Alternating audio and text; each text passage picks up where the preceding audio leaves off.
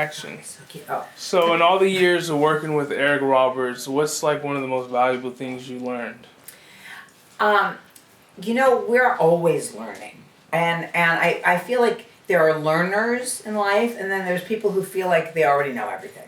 And we're definite learners. When I think of the things that I learned even this morning at this stage of life that I didn't know before, it's really fun. So with Eric, I think what I learned, we both grew up in the business. Well, he did because he got started very young. I did because my family was in it, and I got started very young. But with Eric, I think I learned that the best thing you can do with an actor is don't insulate them too much. Don't convince them that just because they're in front of the camera and they're valuable to a production, that they can be all kinds of demanding and throw a lot of wrenches in the work. People used to think that you should keep actors in the dark and they shouldn't really know how a production is put together. They wanted them to stay kind of ignorant and out of the way. But I think I learned in my years with Eric, that's a really bad idea, that an actor needs to be production friendly. Like if an actor doesn't feel like going to set that day, that's going to affect a lot of people. It's not something that you can do. So I think I learned that that no matter what the stature is of the actor or what their past is, you need to be really upfront with them about their responsibility. I wanted to ask you, how does it feel when you see your husband on screen kissing someone else? Oh, I'm sure all we women want to know. Everybody loves that. Yes. It's such a good question. Yes. Of course, we all wonder this. Okay, so in terms of love scenes, when I see Eric on screen kissing someone else, that's kind of a longer answer because in my mind, there's two Erics. There's Eric, which is my husband at home, who I yell at for not folding the dish towel, and then there's Eric Roberts. And you never quite reconcile that you're actually married to that person, that artist who transforms into other people, and like Final Analysis with Kim Basinger, is such a huge talent. And hold on, Eric, we're interviewing. You're being too loud. Rolling. Anyway, see what I mean? But anyway, so. In a way, there's a sense of two completely separate relationships. Now, in terms of love scenes, it seems to me like women have an easier time with their husband being an actor and being in love scenes than guys do. For instance, when I had a love scene when we were doing a movie called Love is a Gun, the director, who is also a guy, was very worried about Eric's reaction. Eric and I were both in the movie with Kelly Preston, and the director was really worried about Eric's reaction to the love scene I had to do with not Eric. And whereas the love scene that Eric had to do with Kelly Preston, no one was worried about how I felt, and nor should they have been, because I felt fine, because Kelly and I were really good friends. So sometimes there can be a different thing about territorialism and stuff. I happen to be perfectly comfortable with it. It never bothers me to see him in a love scene. Usually we're all so close that it just feels natural, and you're just watching a story and you kind of forget it's your husband. It's not like walking in and catching him with somebody. Like that would be really different. So it's okay. But some people do have a hard time with it, and people always will glance at me like, is she okay?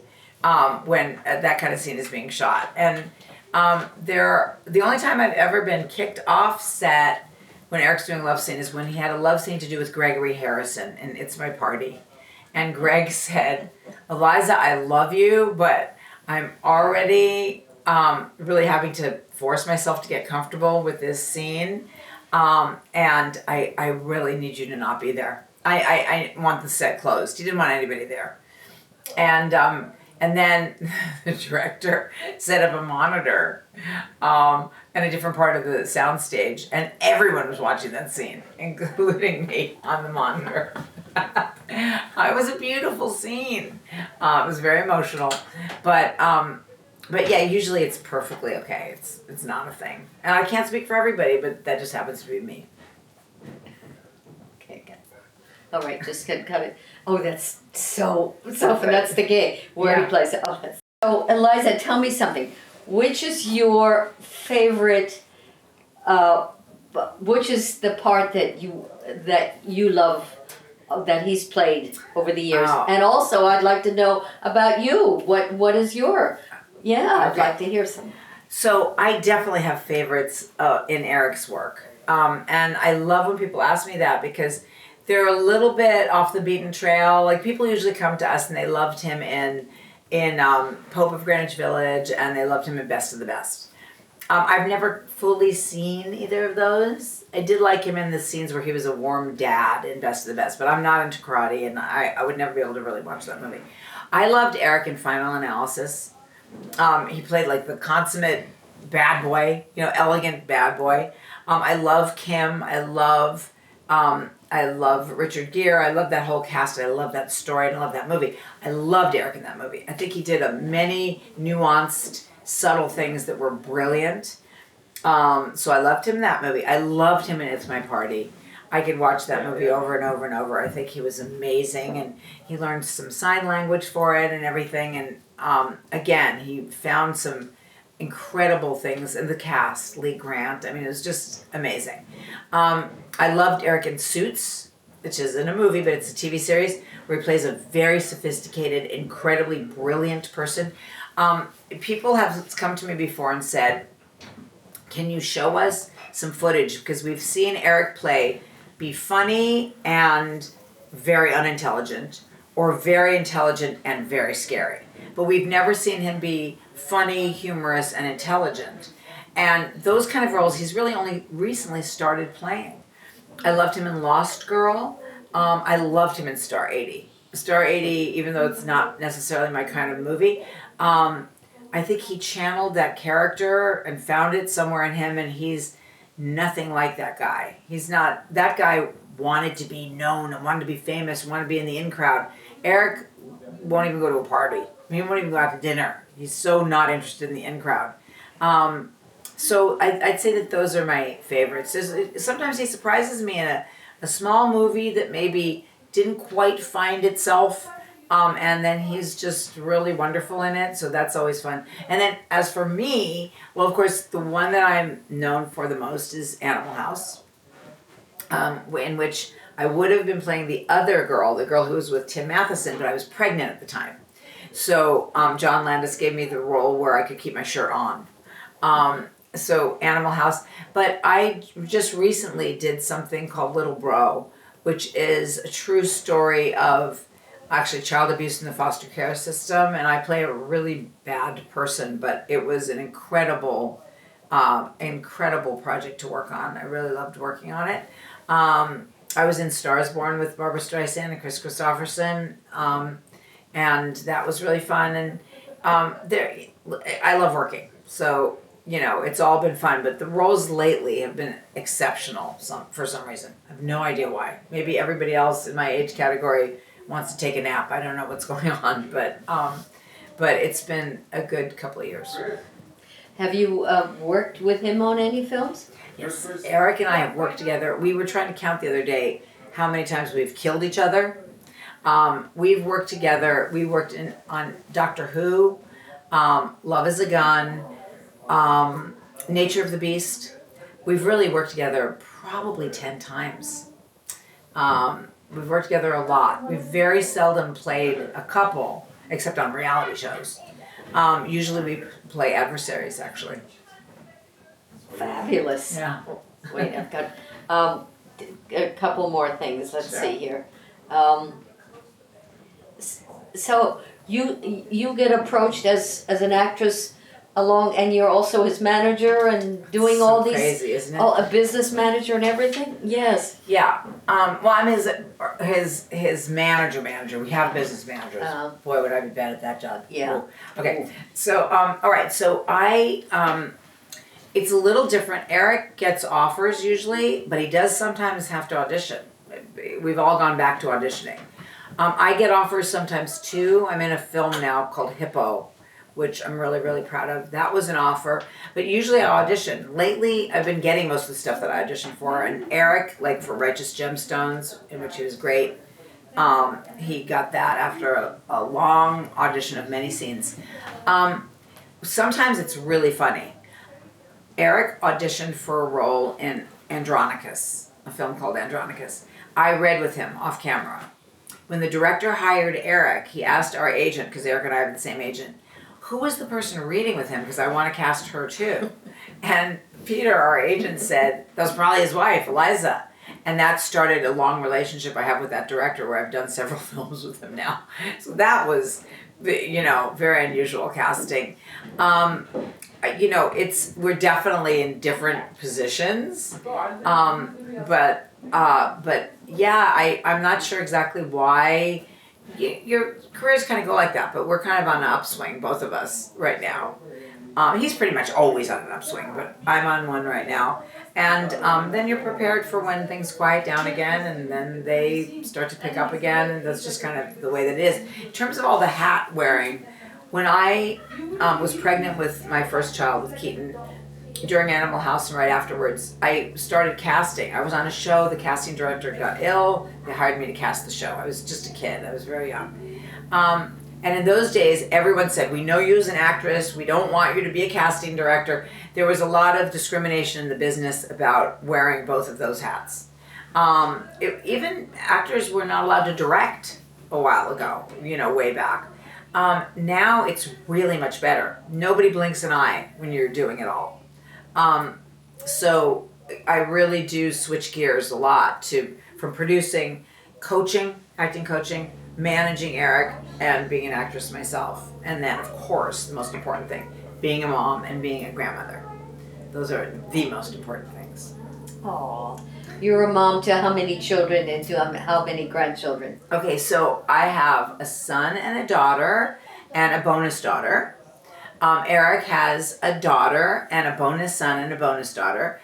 And then we have, between us, 3 grandchildren. My daughter and her wife have 2 kids, 2 girls, 1 year old and 4 years old.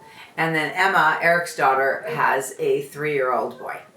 So we've got grandkids. I like that you call them the bonus children. Does that mean they're adopted? It just means step. But instead of saying step, that's nice. It makes it a little bit more kind of positive. I like that. I have stepchildren. I'm going to start calling them bonus kids. Yeah.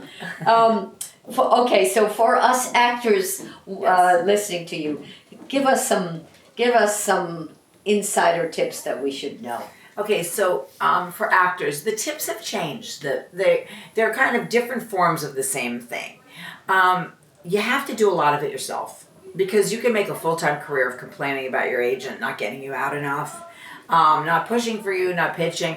That's just the way it is. They're agents. They're not necessarily tuned in all the way. They're kind of waiting for those incoming phone calls, no matter how much you love them. But nowadays, you can create an Actors Access profile, and you can become obsessed with submitting yourself. Think way outside the box. Anything that's even remotely possible, do it.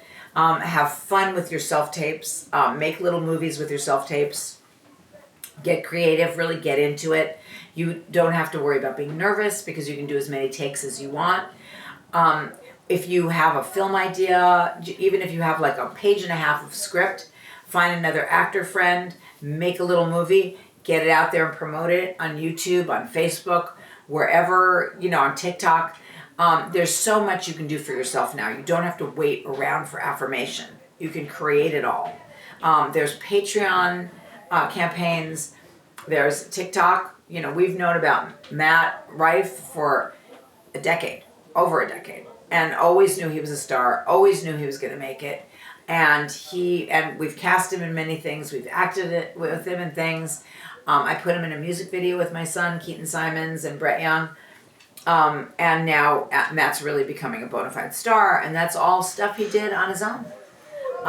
So get really good at marketing. Because you need to be as good at marketing as the thing you're marketing. It does matter to move that needle. But just do it yourself. That's our advice.